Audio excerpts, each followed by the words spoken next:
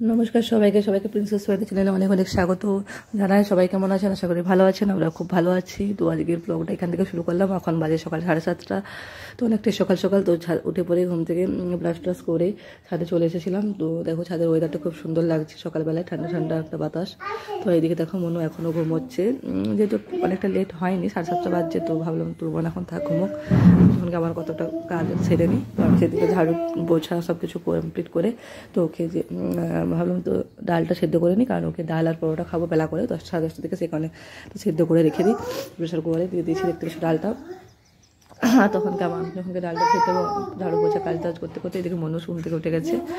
তো ঘুম থেকে উঠেও ফ্রেশ ট্রেশ হয়ে দেখতে পাচ্ছি একদম সোজা আমার কাজের মধ্যে ঢুকে পড়েছে। কারণ আমি যে কাজটা করবো সেই কাজের মধ্যে ও ঢুকবে না, সেটা কখনোই হতে পারে না। এটা তো বাচ্চাদের নিয়ম, আমাদের শ্বেতা বলে না, সব বাচ্চাদের নিয়ম। মা যে কাজটা করবে সে কাজটাতে যদি সে হাত না লাগায় সেই কাজটা একদম ইনকমপ্লিট থাকে, তখনই কমপ্লিট হয় না সেই কাজটা।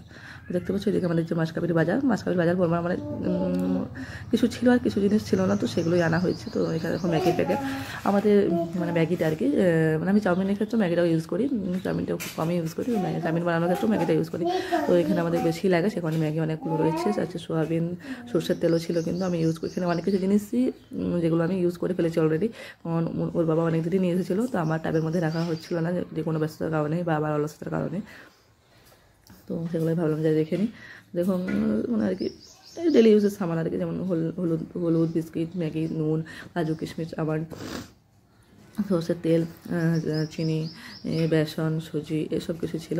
আর এই যে ফুচকার প্যাকেট মনু সকাল থেকে বানিয়ে হয়েছে যে আমাকে সকালে ফুচকা বানিয়ে দাও। আর এই যে বিস্কুটগুলো নিয়ে বসে আছে যে ও খাবে, দিচ্ছিল না সে।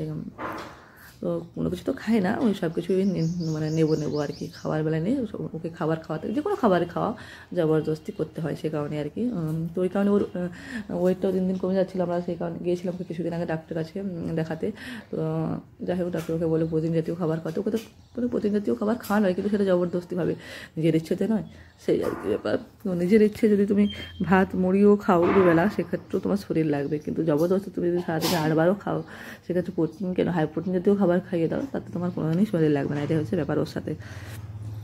তো কিছু করার নাই, চেষ্টা তো চালিয়ে যেতে হবে, এই আর কি। তো দেখতে পাচ্ছি আমি এই জিনিসগুলো সব কিছু আমি এই ট্যাবের মধ্যে ভরে রেখে দিই, যখন যেটা প্রয়োজন হয় তখন সেটা এখান থেকে নিয়ে নিই।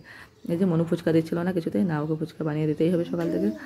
ওর ফুচকা খুব প্রিয়, ফুচকাকে ফুচকা বলতে পারে না, ফুচকা ফুচকা বলে। তো আমার এখানে এই মানে গলিতে যখন দুপুরবেলায় ফুচকাওয়ালা আসে, যখন ঘন্টা বাজে, তখন ওর পাপা থাকলে পাপাকে টেনে নিয়ে যাবে, নইলে আমাকে নিয়ে যাবে টেনে। মানে ও আওয়াজটা পেলে ও ঠিক বুঝতে পারে যে ফুচকাওয়ালা এসেছে, এরকম আর কি ব্যাপার। তো ওকে ঘুম থেকে উঠে প্রথমে পরোটা ডাল খাওয়াবো না, প্রথমে শেক খাওয়াবো, সেই জন্য দুধটা নিয়ে এসে নিজের আন্টির কাছ থেকে, আমি নিচে মানে যাদের বাইরে থাকি আর কি রুম ওনার, ওদের কাছ থেকে দুধ নিই আমরা। তো ওখান থেকে দুধটা নিয়ে এসে গরম করে নিয়েছিলাম। আর এদিকে দেখো কলা, আপেল, আর 4-5টা খেজুর, 4-5টা না, মানে 3 থেকে 4টা খেজুর, 2টো আমন্ড, 4-5টা কাজু, আর 5 থেকে 6টা কিশমিশ নিয়ে পরে, আর অল্প পরিমাণ দুধ নিয়ে ওর জন্য একটা মানে শেক বানায়, তো ওইটা ওকে খাওয়ায়। তো সেখানে তো সব কিছু কলার আপেল সেগুলো ছাল ছাড়িয়ে কুচি করে মিক্সার গ্রাইন্ডারে দিয়ে পরে নিয়ে নিয়েছিলাম। তো তারপরে মিক্সিতে পেস্ট করে পরে শেক বানিয়ে নিয়ে ওকে খাইয়েছিলাম। তো যেহেতু অনেকটাই বানানো হয়ে গিয়েছিলো, আর বাসন বড়ো বাসনগুলো আমার সব বেসিনে নামানো আছে, ধোয়া হয়নি। তো সেখানে ছোটো বাড়িটাতেই নেওয়া হয়েছিলো, এই কারণে পুরো একদম ভর্তি ভরে গেছে। আর একটু বেশিও বানানো হয়ে গিয়েছিলো, তো ওকে পুরোটা দিয়ে নিই, 1 কাপের মধ্যে আমি একটু রেখে দিয়েছিলাম কমিয়ে, তারপরে বাদবাকিটা ওকে খাইয়ে দিয়েছিলাম। ওকে খাওয়ানোর পর, কারণ পুরো সব কিছুতে ভিডিও করা সম্ভব হয় না, কারণ যেহেতু বাচ্চা সামলিয়ে ঘরের সমস্ত কাজ একা হাতে করে, মনে হয় ঝাড়ু পোছা, রান্না বান্না, কাপড় কাচা, স্নান করা, দুপুরে রান্না বান্নার জোগাড় থাকে, তারপরে বাসন টাসন ধোয়া, অনেক কিছু। ওর পাপার ডিউটি থাকে, সময় অনুযায়ী খাবার বানিয়ে দেওয়া। তো এই সব কিছু করে মানে পেরে উঠি না আর কি ভিডিও বানাতে। তো যতটা পারি দেওয়ার চেষ্টা করি। তো আমি যেহেতু প্রতিনিয়ত ব্লগ ভিডিও আপলোড করি না, আমি হয়তো সপ্তাহে একটা, কখনো সপ্তাহ একটাও হয় না।